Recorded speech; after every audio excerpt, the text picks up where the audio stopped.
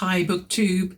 This is a sideline, a proper sideline, not just me doing a tag, although I'm going to use some questions that I've seen in tags. I want to talk openly about TBRs.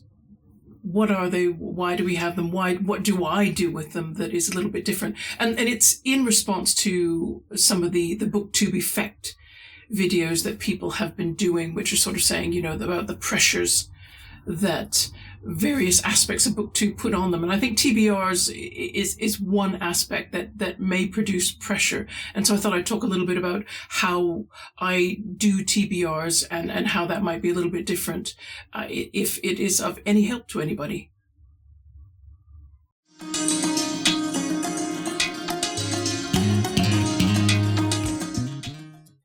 First off, I want to say that before I joined BookTube, I didn't have TBR lists. I didn't keep lists of books that I wanted to definitely read. I had goals for a number of books I wanted to get through. They were usually quite big. They involved, I want to read several hundred books in a certain number of years' time, because I've always been aware of my pace as a reader. So I didn't keep TBR lists, and I don't honestly think it has to happen. You don't have to name certain books to read, or you'd need another reason. I wouldn't just put them on a TBR list because I think, it would be nice to read these. Because if they're on your shelves or they're in the library that you happen to visit, then they're there. They're always there. You can always read them.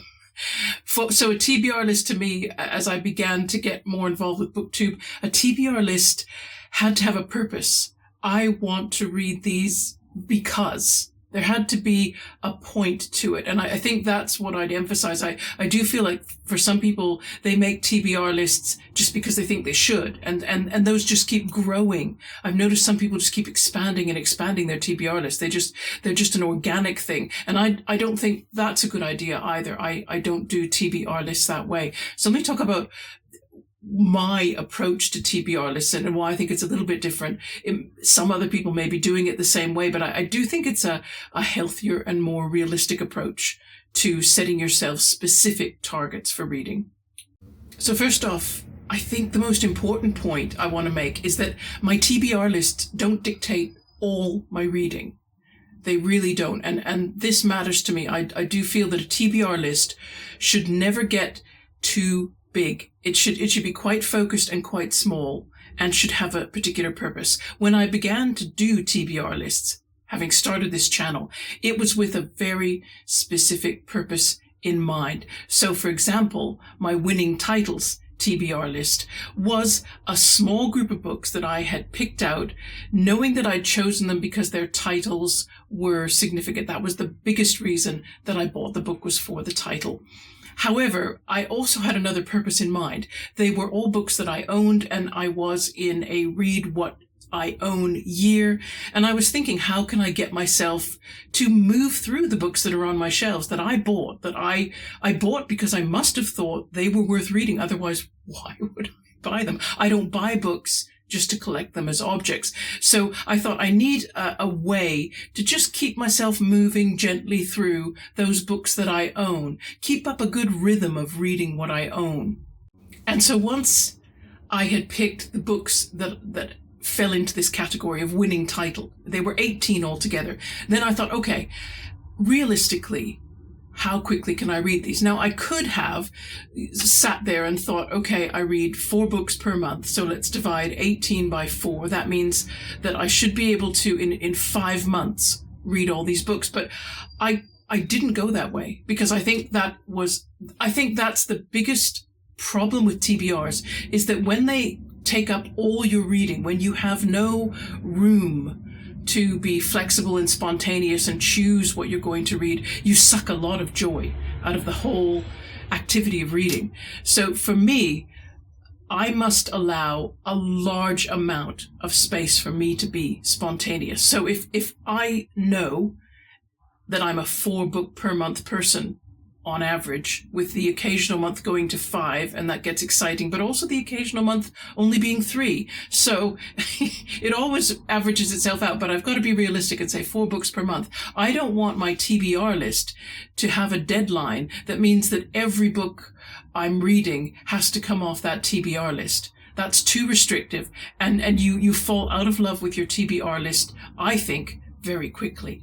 Maybe other people can cope with it, but I can't. I need a lot of room to let myself choose. So my TBR list had to be structured such that I was never having to read more than one of my 4 books in a month from a TBR list. So that's my current focus. And I leave it at that. I know that sounds frightening, because I think for a lot of people, the pressure is about wanting to get through sometimes it's the important books. I know there was one booktuber, I'm just trying to find who it is, but I haven't kept it in my notes, who, they wanted to cover all the important books in the Western canon. Well, you could spend a lifetime trying and still not getting through all the important books, because there are important books which are not in the Western canon, but they should be. There's that. I'm just reading now Jane Austen's Bookshelf, which was recommended to me by Roz at Scaladandling about the books. And it's looking at the authors Jane Austen loved. And none of those authors really gets any attention in the Western canon, but they were brilliant writers in their time. And I'm thinking, wow, I need to read those. And it's very easy to get overwhelmed by all the things you feel you ought to get round to reading. Now, some people suffer from that more than others. I do suffer from it. I want to read everything, absolutely. But I know that if I set too many goals, or my goals are too big, they're too time consuming, everything will just fall apart. I won't get there. So I've got to put the emphasis on what kind of goal can I set which I know I will get through. I know with my current commitments and responsibilities and the reading time that I have, what will I actually be able to do without having reading lose all its fun?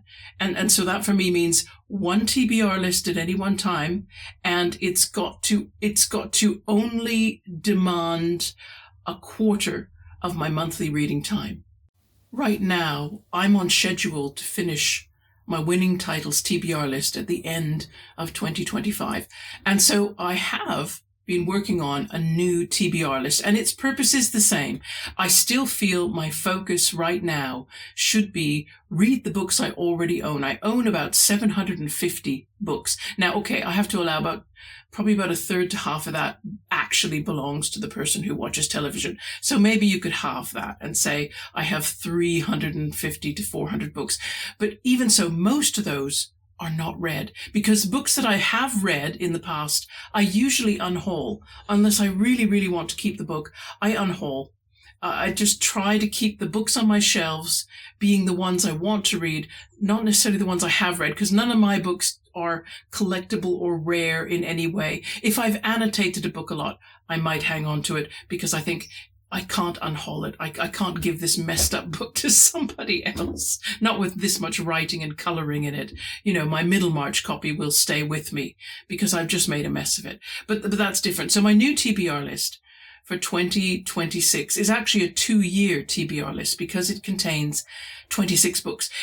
I'm calling it Alphabet Soup. And basically what I did was I went to my shelves and I thought, I wonder if I can pull off an unread book from my shelves where the author's surname matches a letter in the alphabet. Pure and simple. And oddly enough, I got 22 of the 26 books have the author's surname matching a letter of the alphabet. And then I had 4 letters, the weird ones, Q, U, X, and Y, where, as it happens, I don't currently own a book by an author with that surname. Now, I wasn't going to buy books I was tempted. I thought, why don't you just go on to Amazon and see if you can pick up 4 cool books? Because I thought with Q, U, X, and Y, I could probably pick up Chinese authors, or Far East authors. And I thought, I feel I really need to up my game on the Far East, not authors from there. But then I thought, no, don't buy any more books. That's not the point of this TBR list. Stay focused. And I think that's the important thing with the TBR list. Stay focused. write down a goal first. What do I actually want to achieve with this TBR list? And keep it simple in terms of deadline. Don't let your deadline go out too many years. Okay, I'm doing this 26 book one. It's going to go 2 years. But I'm okay with that, because I feel like I did an 18-month one now. Winning titles took me 18 months, and I was fine with it, and I didn't go to pieces. So I think a 2-year one is only stretching things a little bit. And again, it's only going to take up one of the 4 books I read on any given month. So it leaves me 3 books that I can choose freely. Anyway, going back to the 4 books that were missing, the Q, U, X. Oh, I've already forgotten the 4 letters.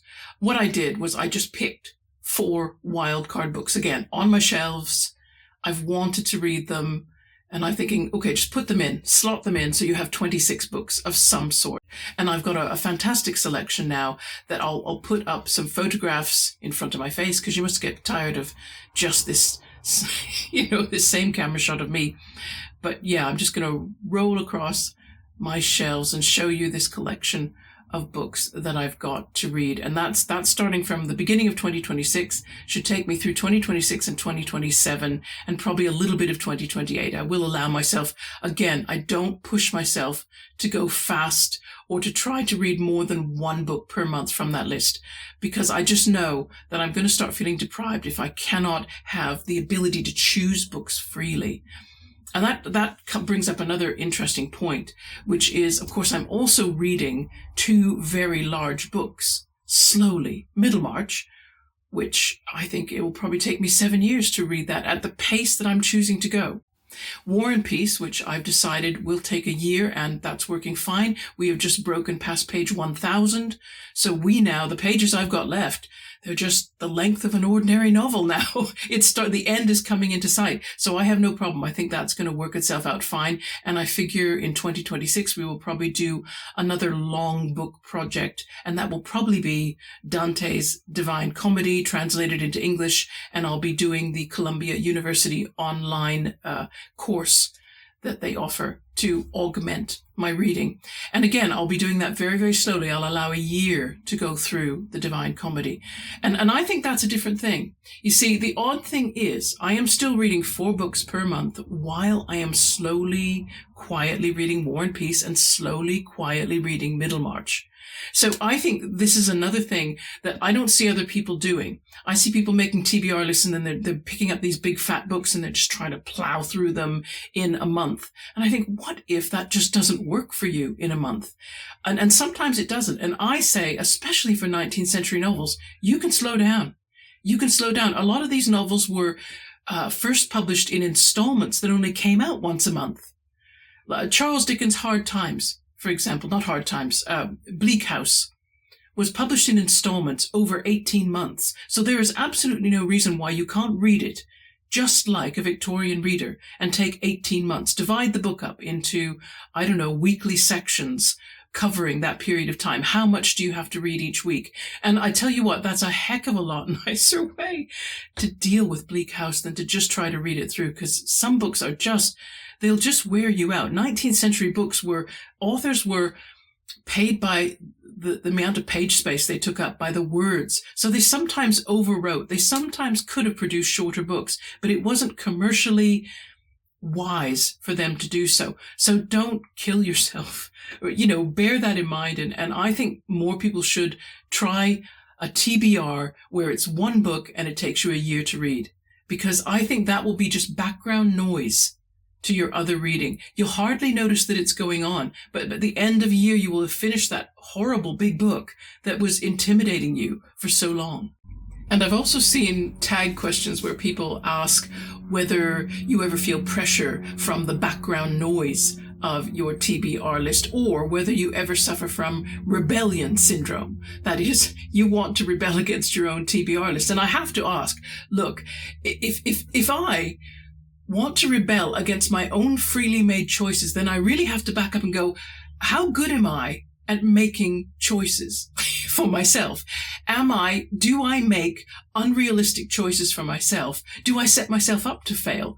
Do I pick things that I know I'm going to have a tough time with? Or do I structure the goal in such a way that it's difficult for me? And to me, that's why I say it's better to have a small number of goals, to have them very focused, and to have really thought about the time scale in which you want that reading to be done, so that it really fits who you are, who you actually are, as opposed to, I don't read with the idea of who I want to be. I want to be a person who can read all day. Well, yes, I do, but I don't think it's a good idea to set a TBR with that idea in mind. It's just going to frustrate me because I'm not that person right now. And also, by defining the TBR list very carefully in terms of number of books and the time span in which you're going to get those books read, you'll also stop yourself from having books just stay on your TBR list forever. If you have this open TBR list with no end goal in mind for when you want to finish reading it, there will always be one or two books, you just know it, the ones that you're a little bit more intimidated by, and they just stay and stay and stay and stay and stay on that TBR list. And that means you have to, again, have a look at, okay, what's really holding me back from reading this book, and how do I need to handle it differently, perhaps by slowing things down, by reading in increments instead of going, I got to get through this book in a month. Why? No one ever says you need to get through any single book in a month. There's just no way. And if you think a book's going to be difficult, you're going to have trouble with it, or it needs time and consideration. Ulysses by James Joyce, absolute example. The Magic Mountain by Thomas Mann. No one needs to tackle these books which have so much to say and so much to give. And it seems a pity to tackle them, to push yourself through them in a month, when it's unlikely that you're going to get from that book what it's got to give in that length of time, unless in a month you have hours and hours and hours of time to give to it. So I think, again, a really controlled TBR list. It's just the right size so that you only need to, at the most, spend a quarter of your reading time on it, and the rest is yours to be free and read what you like. But also, I think you can kill a book. If you have an open TBR list and there's no real structure to it, it's just this great long list of books that you think, I want to read these, then you will, I think there was a tag question which said, have you ever killed off a book because it's been on your TBR list for so long? And it's like, well, then it shouldn't be on your TBR list, or you need to take a look at that book and go, what is it about this book? Do I not want to read it? Because, at the end of the day, we do tend to force ourselves sometimes to read books that, if we really were honest, really, really fiercely honest, and ignored all the booktube noise, we'd go, actually, I don't really want to read War and Peace ever. And it's like, okay, it's okay. It's okay. People don't have to read anything. And again, the pressure to read the Western canon, I know some people really feel it, but I think just bear in mind, these are just a group of books that people have chosen and they think are important.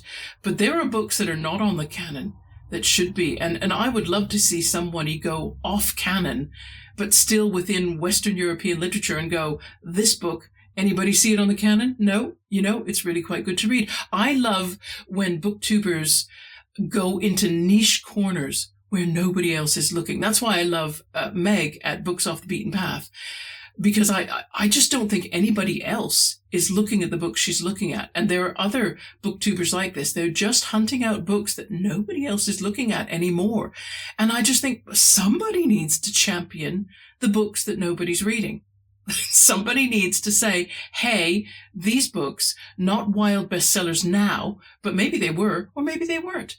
But they were perfectly moderately selling books, but they're still good books. You still can get something from them. And unless a booktuber comes forward and starts digging in those little unlooked at corners, then there's reading material there that I think is being missed. And just because it didn't go into canon, or it isn't sitting on somebody's list of 100 books you must read before you die, doesn't mean you shouldn't maybe have a look at them.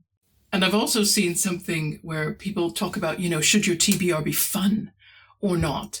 And I'm not sure about this one. I think it should be attractive to you. That is, its size and the books that you're going to look at and the length of time you've decided that you're going to take to read them. That should all feel really comfortable. And that includes the titles. Everything should feel like, yep, I really am going to do that because I want to. So your TBR should reflect that. I do think that sometimes what people do is again, they have these unstructured big TBRs, and then they try to gamify or do something else to kind of, motivate themselves to read these books, instead of asking, well, do I really want to read these books? And if so, if I don't, why are they on a TBR list? Because something should be on a TBR list because you truly want to read them. If you're not sure whether you want to read them, keep them off a TBR list, and then just keep asking if they ever need to go on. Because I think that might be the better thing. If you're not absolutely sure and committed to wanting to read a book, if you're in that sort of, it's 50-50 and I don't really know, I own it, but I don't really know, then leave it off a TBR list. Because a TBR list should be reserved for books you actually think, no, we're tackling this now. No excuses. No, we're doing it. And I've set myself a time limit and we're doing that. I think that way you don't have to gamify. The only reason you have to gamify maybe is because you put books on a TBR list that really you have mixed feelings about. You're not sure that you want to go ahead with. Maybe you'd rather read with somebody. I think this is something that we don't talk about. Maybe we don't sit down with the books that we're not reading and going and really talking about, maybe journaling. Why have I not read this book yet, do I think? Can I list 5 reasons why I don't think I have read this book already?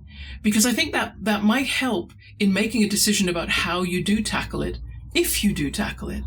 Because it might be that you haven't read this book because you wish you could read it with someone else. That would help you. You want to be able to ask questions, or you think the person that you're reading with would get that book better, and maybe they'd help you get it. And so you want to feel less frightened, so you'd like to read it with a group. I think, yeah, that's fine. Then maybe you should start an event to read that book, or put out an invitation and ask, would anybody else like to read this with me? Rather than just put it on a TBR list and hope that you will somehow come up with this magic feeling of wanting to read the book. You might not. Or maybe what you'd really rather, and this is getting radical, you'd really rather that somebody else read that book, reviewed it, and gave you enough basic knowledge of the book to have you feel like, yeah, okay, that's actually all I wanted to know about that subject or about that book. I don't actually want the knowledge that you get from fully reading. And that is fine. We don't talk about that, actually. We don't talk about vicarious reading, letting somebody else read the book for you, review it in depth, because we don't get a lot of people doing in-depth reviews. And maybe this is an advocation for in-depth reviews, is because not everybody is going to read every book. However, reading a really good review does give you enough sense of a book that you can have it there in the back of your mind. It still is a helpful resource and a helpful bit of knowledge. Because let's face it, even when we do read a book, how much of it do we actually remember? Probably about as much as would go into a short 10 to 15 minute book review. So there's that as well. There's books that we can choose not to read and let other people read for us. I think that's perfectly valid. I mean, because I think a lot of people do that. They rely on the knowledge of other people to help them. I do that when I read nonfiction. If I read a biography of George Eliot, for example, which I did in March, it's because I do not want to have to go searching for all the private papers of George Eliot, all the things the critics wrote about her in the 19th century, all the English public records about her birth and her baptism and her family ties and so on. That's a lot of work. What I'd rather do is read one biography. That's somebody else doing a heck of a lot more reading than I'm doing by just reading the biography. So in a similar way, an online book review can give you a little bit of knowledge about a book, and then you have that little bit of knowledge without having read the book. And I think that's perfectly justified myself. So those are my random thoughts about TBRs. If you're going to have them, because it's absolutely not required, you could do without them completely. But if you have them, I think it's better to really control them. Don't let them get out of control. Don't let them be more, I almost say, don't let them be more than the books that you can read in a couple of years, right? And if you do set that many books, make sure that you give yourself a couple of years to read them. And then take a really time-controlled view of how you're going to read each book, but be quite committed to the books that you put in. It's not I might read this, or I'd really like to read this. It's no, I've decided that these books will now be read at this time, and I'm going to read it in this time frame. And also make sure that's a really small part of your reading. I feel it's much better to keep your TBR 25% or less of what you can read in any given month, so that you have 75% of your reading to just freely choose books. Because I just think that gives you the joy. So the TBR, which will always be a little bit like work. I mean, you can gamify it and try to make it fun, but at the end of the day, you are telling yourself this is an assignment. So if you're telling yourself that, and if you can handle that, because if you don't like being assigned books at all, then just drop the whole idea of TBR lists. You'll still read. People still read. I think the reason we like TBR lists is we think that we'll somehow read better. I'm not sure. I think good readers read, and they're fine. I think if they were to record what they read in retrospect, they'd find that they get through a perfectly sensible number of books anyway, and they probably do still get to the ones they really want. Or maybe a TBR list should just be 1 or 2 books. For some people, just these 2 books. Don't go further than that.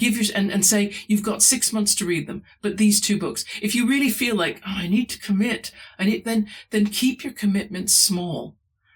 Keep it a small percentage of what you read. And I think that will that might help some people. But again, it's going to be a very personal thing. And some people are just going to have to discard them altogether. Stop worrying that if I don't have a TBR, it somehow makes me a less good reader. I don't know. I don't think it makes any difference. But if you do want to commit, fine. But I just think I see too many TBR lists. They're just huge. And I just think that's not a TBR list anymore. That's just a wish. It's too nebulous now. TBR should really mean I'm going to read this. It's a commitment list. So keep it to something that you actually can commit to. Okay. Waffled on long enough, but I really wanted to talk about that and have done. I've had these notes in my notebook for months now. I keep thinking, must talk about TBRs. Anyway, everybody, going to leave you with that. If you're watching this, I'm somewhere else right now. Having a good time, because I'm going to have a break from BookTube, not in that sort of big, oh my goodness, I'm all burnt out kind of way, just in the, I'm going to go on holiday, and I don't really fancy worrying about filming and editing and all that for the week that I'm gone. So, you're going to see me again at the beginning of October. And after this rant, you'll probably be glad of the break. Okay.